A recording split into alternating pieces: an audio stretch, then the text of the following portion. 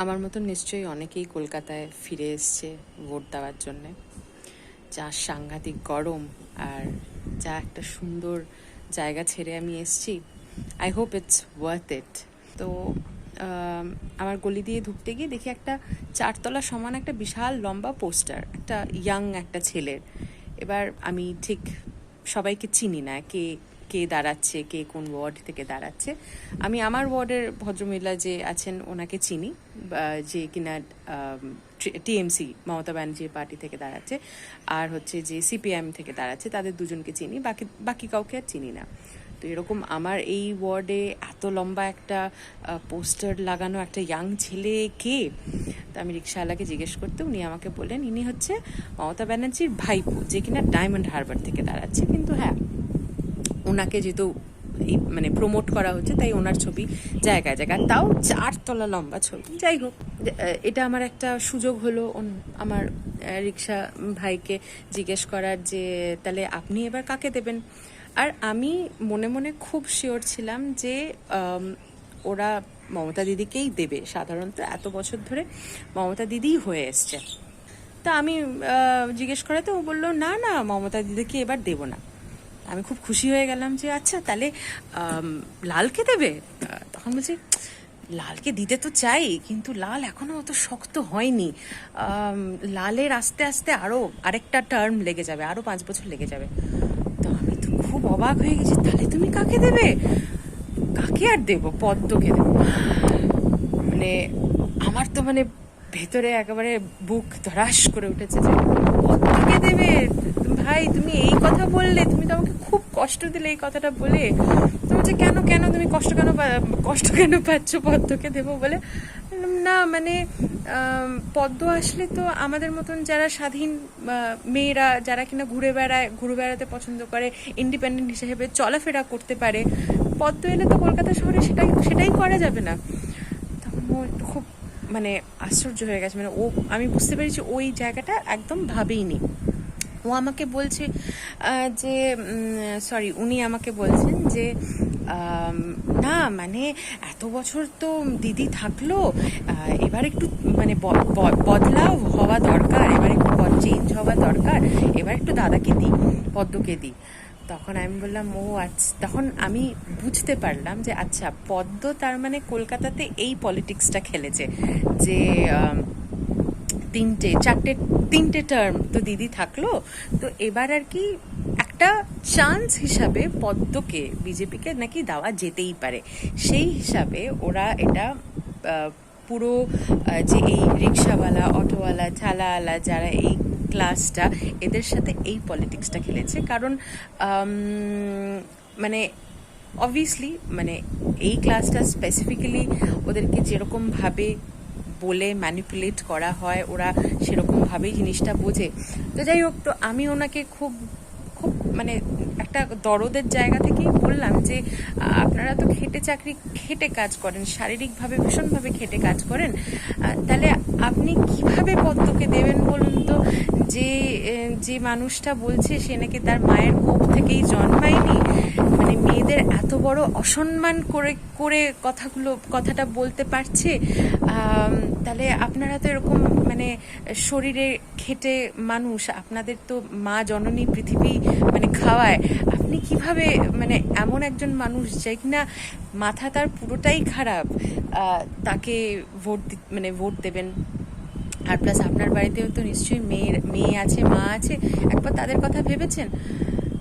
তো somehow this person মানে উনি খুবই চিন্তা হয়তো করেন কিছুটা, তাই উনি আমাকে বললেন যে না দিদি, তুমি যেটা বলছো সেই কথাটা কিন্তু চিন্তা করার ব্যাপার, আমি আমি ভেবে দেখবো। তা আমি বললাম যে এই যে তুমি কথাটা বললে যে তুমি ভেবে দেখবে, তাতেই আমি কিন্তু অনেক শান্তি পেলাম। যেন সত্যি ভেবে দেখো যে আজকে দিদি, আমি বলছি না খুব ভালো, বা কিন্তু এইটুকু জানি যে আজকে যদি তুমি পদ্মকে দাও আর পদ্ম যদি চলে আসে, তাহলে মানে আমরা যেই জায়গাটায় আছি আমরা সেখান থেকেও আরও নিচে নেমে আসব। এবং তারপরে উনি নিজেই স্বীকার করলেন যে লাল থেকে সিপিআইএম থেকে যে দাঁড়াচ্ছে উনি অনেক ভালো মানুষ। তো তখন আমি ওনাকে এটাই বললাম যে তাহলে আমরা একটু এবার ভালো মানুষকেই দিয়ে দেখি না কেন, তাদেরকে একটু আশা দিই, হয়তো তারা মেজরিটি নিয়ে না আসতে পারে, সম্ভব মানে সেই সম্ভাবনা হতেই পারে সেটা, বিকজ এখন সমাজ যেভাবে divided between BJP fake lotus colour, তো বাট হ্যাঁ, but he agreed that he would think on what I told him, and that made me happy that early in the morning আমি কারোর সাথে দুটো কথা বলে অন্তত তাকে বুদ্ধি দিয়ে চিন্তা করিয়ে মানে চিন্তাটা করার ক্ষমতাটা রাখার জায়গাটাকে দেখাতে পারলাম, এটাই। আর কাল বাদে পরশু ভোট, সত্যি আমরা সবাই যদি একটু চিন্তাটা করি, একটু বুদ্ধিটাকে ইউজ করি, কারণ আমরা দেখতেই পাচ্ছি যে যেরকম সব কথা বলে সবাইকে একটা হ্যালুসিনেট করা হচ্ছে, একটা মাইন্ড ম্যানিপুলেশন করা হচ্ছে, একটা ভীষণই খারাপ, খুবই অত্যন্ত খারাপভাবে সেটা করা হচ্ছে। যেই মানুষটা বলছে সে নাকি মায়ের কোপ থেকেই জন্মায়নি, মানে সে কোন লেভেলে তার মাথাটা খারাপ হয়ে গিয়ে থাকে। আর এরকম কথা তারাই বলতে পারে, এটাকে গড ইগো সিনড্রোম বলে, যে নিজেকে ভগবান ভাবা। সেটা মানে আজকের সমাজের যা অবস্থা, সেখানে এইসব মানুষদের সাধারণত পাগলখানায় রাঁচিতে ভেতরে থাকা উচিত, বা তারা খোলা ভাবে এরকমভাবে ঘুরে বেড়াচ্ছে। শুধু তাই না, আমাদের দেশের নাকি মানে প্রধানমন্ত্রী হয়ে দাঁড়িয়ে আছে। কিন্তু যা হয়ে গেছে সেটা থেকে এখন আমাদেরকে বেরিয়ে আসাটাই দরকার। এবং এটাও আরেকটা পয়েন্ট যেটা কিনা ভীষণভাবে দেখা দরকার, সেটা হচ্ছে যে এই লাস্ট 6 মাস 1 বছর ধরে যে প্যালেস্টাইনের ওপর যে কি সাংঘাতিকভাবে ইনোসেন্ট ফ্যামিলিজ, বাচ্চাদেরকে কি সাংঘাতিকভাবে মানে কোনো কারণ নেই, যাদের কোনো মানে যুদ্ধ ফেরত মানে ফাইট ব্যাক করার যাদের কাছে কোনো শক্তি নেই, তাদেরকে কীরকম নৃশংসভাবে অমানুষভাবে মেরে ফেলা হচ্ছে।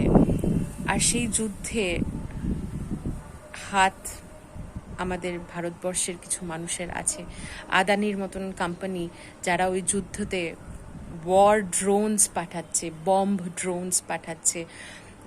সেই ইসরায়েলের নোংরা টাকা সেই আদানি কিন্তু এই বিজেপি তাদের কাছে তাদের পলিটিক্যাল এই ইলেকশনের জন্যে খরচা করছে। তো আমাদের এগুলো একটু এখন ভেবে দেখা দরকার। যখন আমরা এতই কিছু ভাবছি, এতই চিন্তা করছি, তখন আমাদের এটাও দেখা দরকার যে কোথা থেকে টাকা আসছে এত ক্যাম্পেইন করার, কোথা থেকে টাকা আসছে এত কোটি কোটি টাকা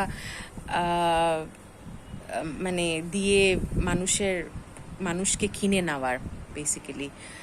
তো সেটা আমাদেরকে ভীষণভাবে ভাবতে হবে।